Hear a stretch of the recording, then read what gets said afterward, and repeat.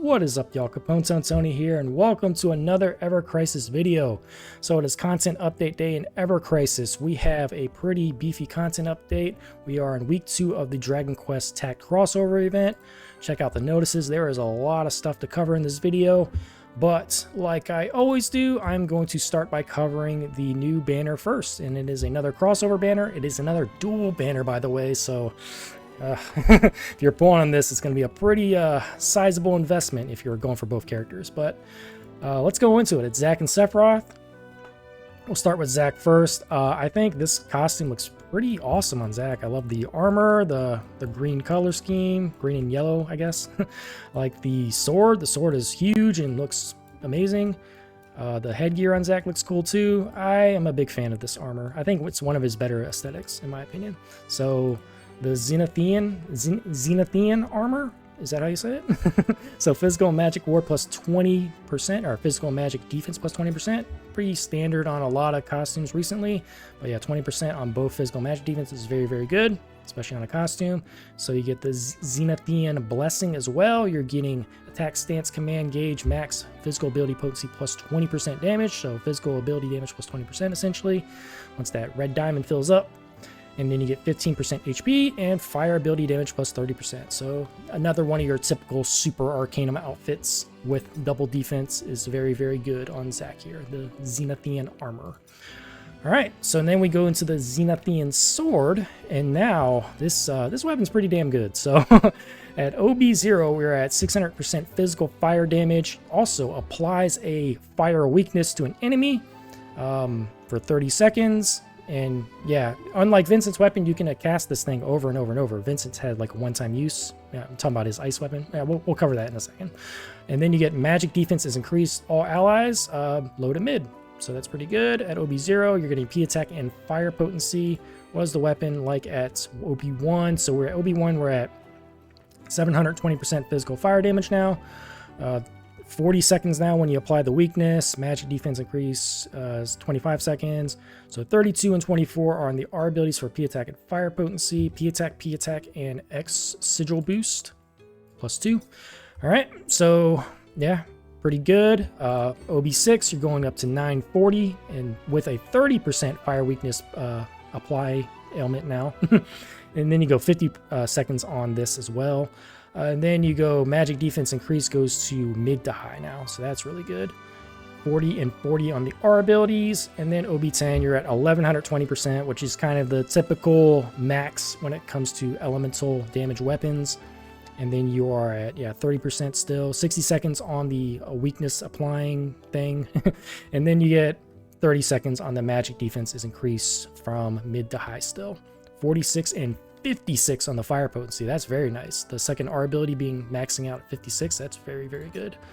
And yeah, 672 on the physical attack. Very good. Yeah, this is a pretty jacked weapon here for Zack. It's very, very powerful. The thing I love about it, so you can just use this on all the content. Essentially, anything that's not weak to fire, you can use this weapon and give it a fire weakness. So that is very, very cool. You know, yeah, like I said, as long as it's not resistant to fire. If the enemy's already weak to fire, you're not applying an extra 30% to to the new players of this game.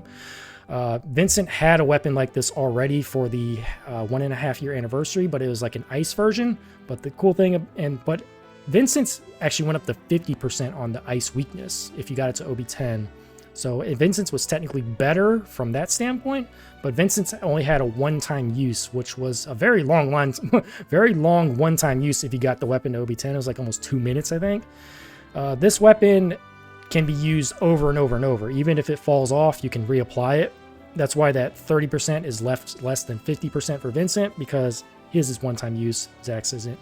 So, and also, you're getting magic defense is increased AOE, which is pretty insane for a DPS weapon. Like your DPS, he can essentially be used in any of the content, most of the content, as long as the enemy's not, resistant to fire, and be usable as a strong DPS that can also raise magic defense. That's pretty insane in my opinion. I think Zack is very, very powerful. Yeah, really, really solid.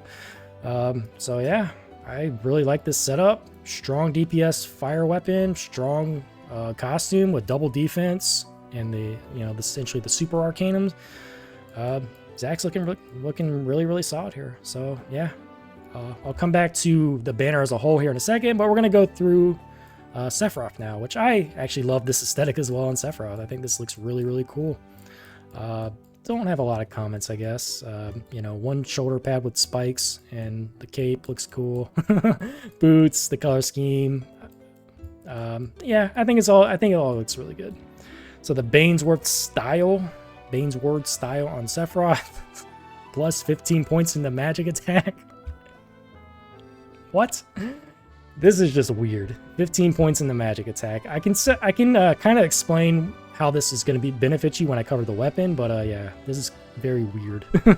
15 points. This is like 2023 type of R abilities here. But the other one is essentially the Super Arcanum, but it's for lightning. So it's lightning ability damage plus 30%, and it's magic ability damage for the attack stance max, 20%, and then 15% on the HP. So yeah, Super Arcanum with plus 15 points in the magic attack. I mean, the Super Arcanum part is already really good alone, and yeah, magic attack is just, I don't know, something. I think the double defense on Zack is much better than having that, but let's go into the weapon now. It's the Pandemonic Sword. We are at 430% Magic Lightning Damage AOE. When a 170% HP or more, 1.2% damage, so that's cool. And then physical attack is decreased low to mid, also 7% HP or more. Magic attack is increased low to mid, all allies. So that is pretty neat. You're getting double buffs and debuffs and AoE damage.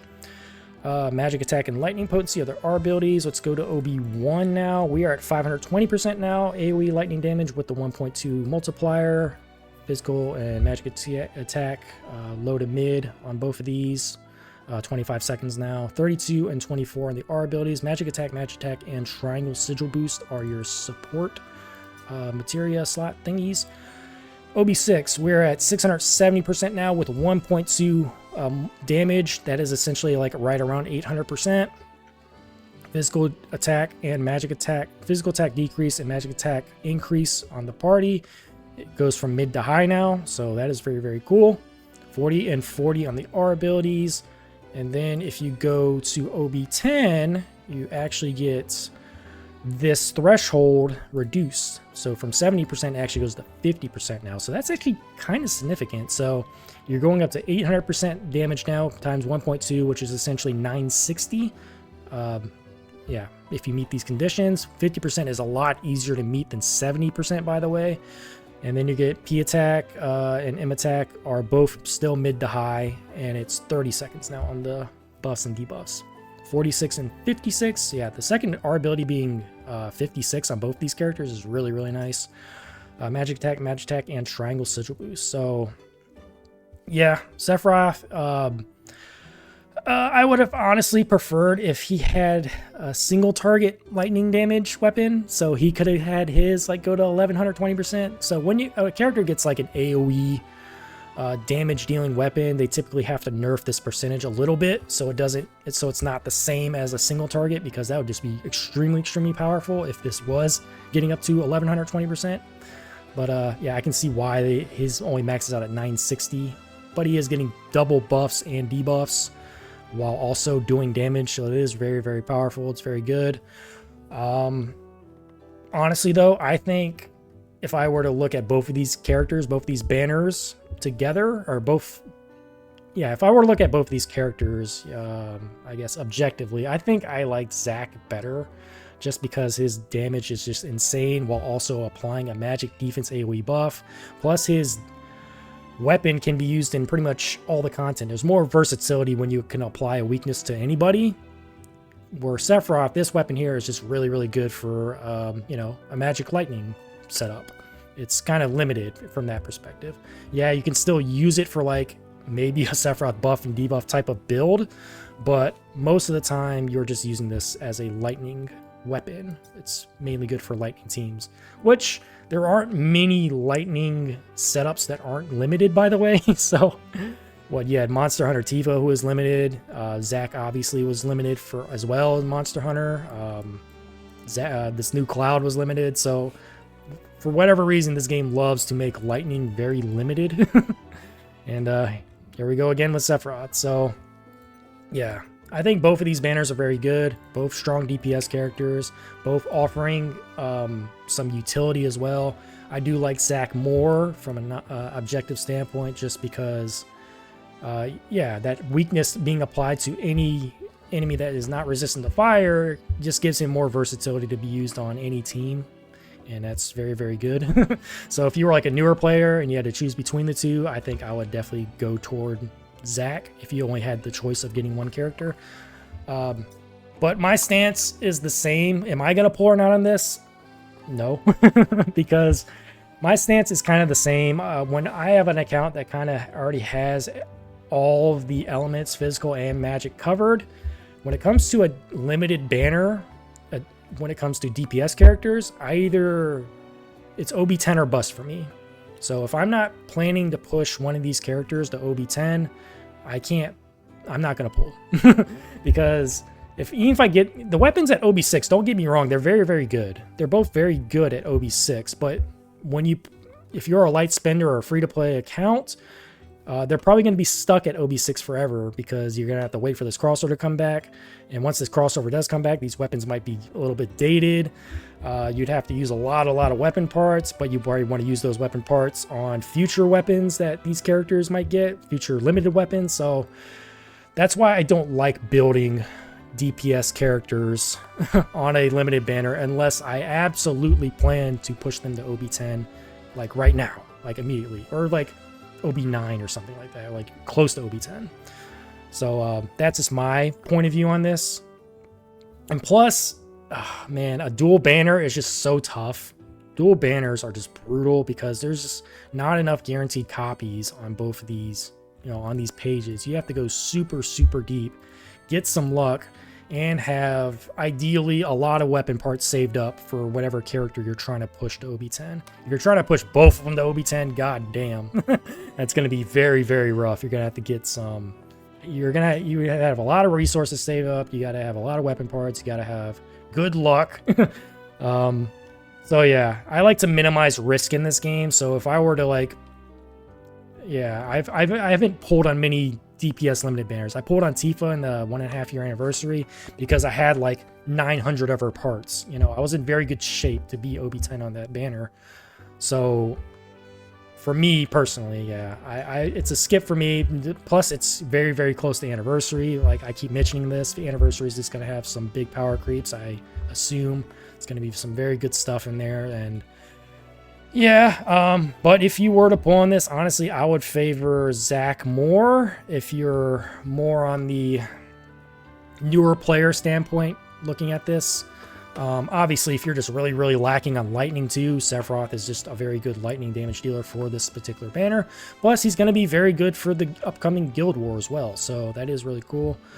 Like what weapons you could combine with these new weapons. We can check wishlist real quick. So Zack. So I was talking about this for Zack. I was like, looking at this banner here, I was very confused with this weapon because it is very good.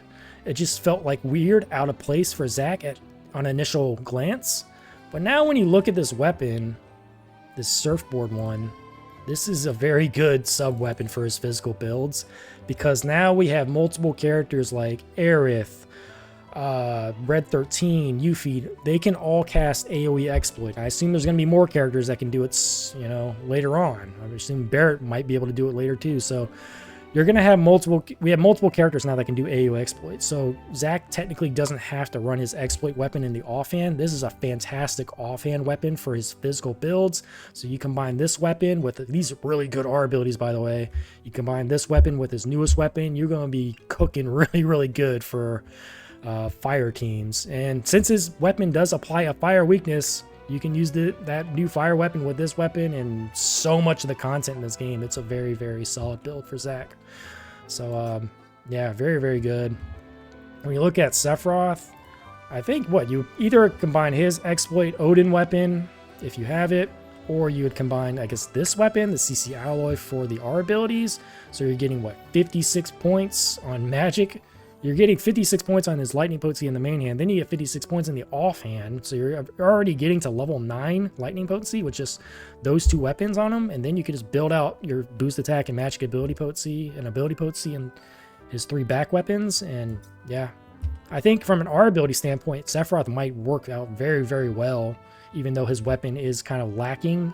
You know, it only maxes out at 960. But he does, if you do have Genji Blade, you are getting 4 tiers up on magic attack as well, so that kind of makes up a little bit of the difference, right? Since it is AoE, it's slightly weaker than a single target weapon. So yeah, so I'd say yeah, that is probably what you'd run in the offhand for Sephiroth. If you pull on his weapon, you get this one, or you run his Odin weapon. For Zack, it's kind of similar. You'd use his this weapon if you don't have anyone that casts exploit AoE on you know, on him, or you'd use this weapon, which is just like essentially like Crimson Staff for Aerith, but it's on Zack on an offhand weapon. So you're getting like physical attack AoE, you're getting magic defense AoE from his new weapon, you're getting physical defense AoE. It's pretty freaking insane. Zack is like an insane support DPS hybrid that can do fire damage to almost anything as long as it's not resistant to it. It's very, very good setup. I actually love it a lot. So yeah, that is my thoughts on this banner. Me personally, I'm not going to pull, like I said, OB10 or bust for me. And for me, being this close to anniversary, I just don't have the resources to really do it anyway. I mean, 68k is not bad, but if I were to pull on this, I'd be essentially probably drained to freaking like 30k, 20k possibly. So for me, I'm not pulling, but for anyone that is, I wish y'all the best of luck on this. And yeah, if you're a casual player, just ignore everything I said. Just draw for whatever fits you like, whatever weapons you like, just for the aesthetics and whatnot. So, but yeah, I assume if you're here for this video and you're a casual player, you would just pull on whatever you want. You don't need my advice on meta builds and things like that. So, all right, that's going to cover it for the Zack and Sephiroth banner. Are y'all going to pull on this? Are you going to favor Zack? Are you going to favor Sephiroth? Are you going to just go all in on both of them because you have so many resources and you're just going YOLO? Let me know in the comments section below. Also, I forgot to mention one thing. So that Sephiroth with the 15 magic attack, before I forget. So if you get this weapon to OB6 and you get that 15 magic attack from his costume, you do max this out at level 7. So that is a benefit to the magic attack plus 15 being on the costume. If you get it to OB10, you're just going overkill, so it kind of sucks. So, but at OB6, it is kind of a neat little, you know, it fits better. So wanted to mention that before I forget. So yeah, that's going to cover it for the dual banner. Yeah, let me know if you're all going to pull on it. So anyway, Guild Battle 14 is coming up. So it is favoring Magic Lightning, by the way. We're fighting a big old fat slime. So Magic Lightning, new Sephiroth, it's going to be very good. We have Vincent already. He's the only featured character, essentially, that has, like, you know, a wish listable Magic Lightning weapon. I actually have it OB10. I don't have his costume, though, so that sucks. Angeal technically has a Magic Lightning weapon, but you know, he's not really a DPS character. Tifa, also Monster Hunter Tifa. If you pulled on her way back when, she'll be good for this Magic Lightning weapon as well. So that is probably what you would use. Guild Battle, that is coming when? August 20th. So we got a couple weeks. All right. So Reawaken, Kate Sith, and Angeal Limit Break banner. So in Applebot's effort to try to drain everyone before anniversary, they brought back the Kate Sith and Angeal limited banners that we had a while back. So honestly, when I look at this, I don't like going backwards in this game. I've said this a couple times before in previous videos. I don't like going backwards to get old things, because when a gacha game, they always try to make the content better and better as the game progresses. And when you go backwards, you're kind of just getting old stuff. But the only time I really kind of recommend this is if you're like, want to get a costume. I'd say Kate Sith's the only costume really worth getting here if you don't have it. Or if you have like a weapon that's like OB5 and you want to get to OB6, or OB9, you want to get to OB10, I think that's fine too, to do like one pull for that. But other than that, I would not recommend pulling on this, knowing anniversary coming up, like I said. They're trying to drain your crystals, man. don't fall for it. But yeah, if you do get a costume here, I do recommend Kate Sits because it does have Reprieve on it. Reprieve is just very good to have on any character if you plan on using them for, you know, content. So Reprieve costume is very good. Plus it's, you know, it's rapper Kate Sith. I think it's hilarious. You know, he's got Tim's on. I think it's really funny. All right. But yeah, the Angeal costume I think is very skippable. The weapon too, it's just a water DPS weapon. Angeal's not really a DPS character, so yeah, I really don't recommend that one. All right, so that is that. Limit Break Banner or Limit Break Banner Reawaken for those two characters. 2 loops, Dragon Quest crossover step up draw. So I guess we got another step up. Let's check it out. All right, we could get a free temple. Go ahead and do it, guys. Let's see if I get a copy of Sephiroth. Nope, I didn't get shit. Wanted a copy of Sephiroth or Zack's weapon. That would have been cool. Alright. And there are other draws here. You can do this 3 times only.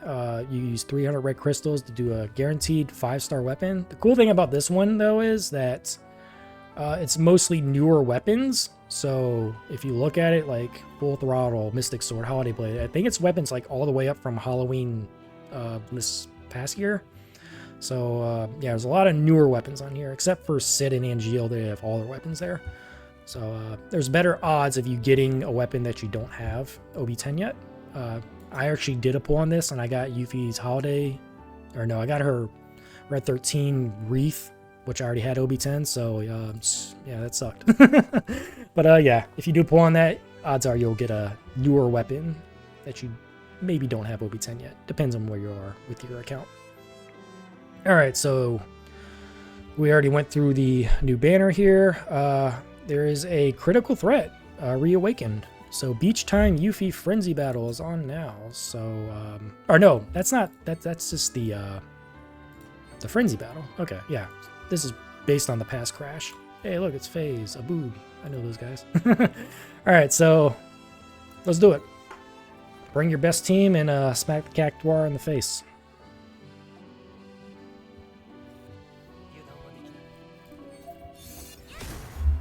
There you go. Do this Cactuar battle, get your 1,000 crystals. And there we go. Those crystals are very welcome, because I need to recoup after pulling on Aerith last week. Alright, next thing. Dungeon ranking is on now, Robio. So let's check that out real quick. So we're going into Robio here. Have not run this yet.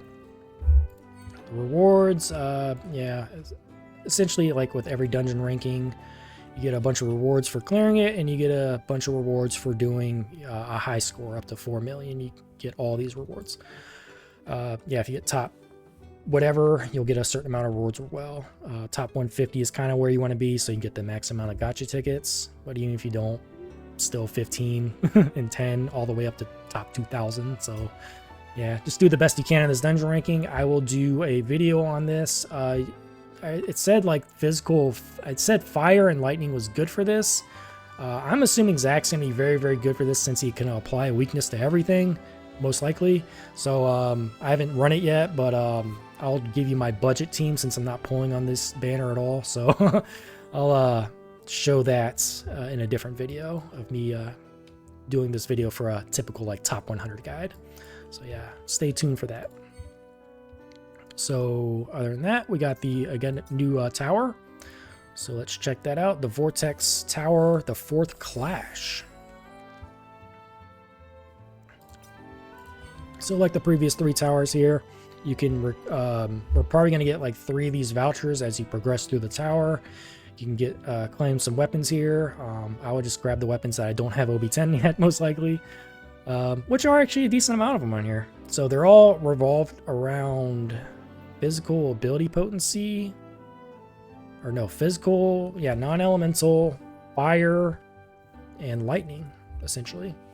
So yeah, honestly, I have, yeah, all these weapons. I don't mostly have OB10 yet, so I actually have a decent amount to choose from here. My personal recommendations, Mystic Sword's one of the newer weapons. It's a good R ability weapon with double attack down. Sky Splitter is an older DPS weapon, but it is DPS weapon for fire. Withering Blaze is a newer DPS weapon, but still not that new. Kind of old now, but it has fire resist down and fire damage. CC Alloyed, meh. Ceremonial Sword's really good for R abilities. Crystal Sword Z is actually good for R abilities as well, but not really as a weapon. Volcanic Heat is a good debuffing weapon. Same with Dragoon Lance. Nautilus Spiral is a very good double resist down weapon. Actually very, very good for mat builds. Ice resist and lightning resist down. So yeah, if I were to grab some stuff from here, I would get Withering Blaze since I don't have that OB10. I would get probably Nautilus maybe? Either Nautilus or Mystic Sword, because I kind of need to build out both of those. But yeah, a lot of good weapons to choose from here. And yeah, I assume we're gonna be going up to what, B20 or B25, and then we'll get B25 for the normal ones, and then you'll get 5 floors on the brutal towers, which the brutal floors typically been a lot easier. The last brutal 5 was super easy for Blitzrad. I did it like mindlessly on my first try, so they kind of nerfed the content a little bit. I think they're trying to get the clear rate a little bit higher because these clear rates on these brutal floors were much lower before that. So yeah, I think they're just trying to help out the the accounts that aren't super built or more light spending free to play, right? So yeah.